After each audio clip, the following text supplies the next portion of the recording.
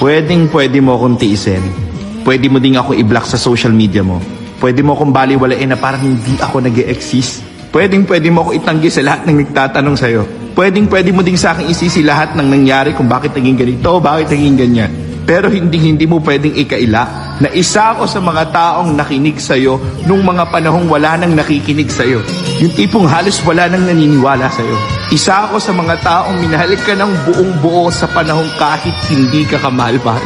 Isa ako sa mga taong paulit-ulit na nagstay sa tabi mo nung oras na pakiramdam mo iniwan ka na ng lahat.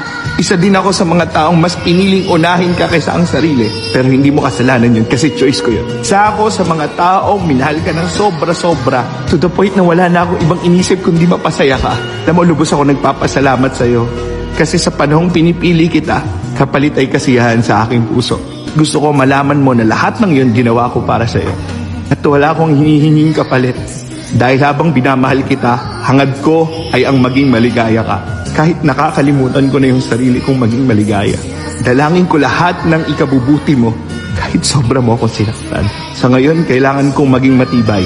Dahil ito lang yung isang bagay na kaya kong ibigay sa sarili ko. Take care always.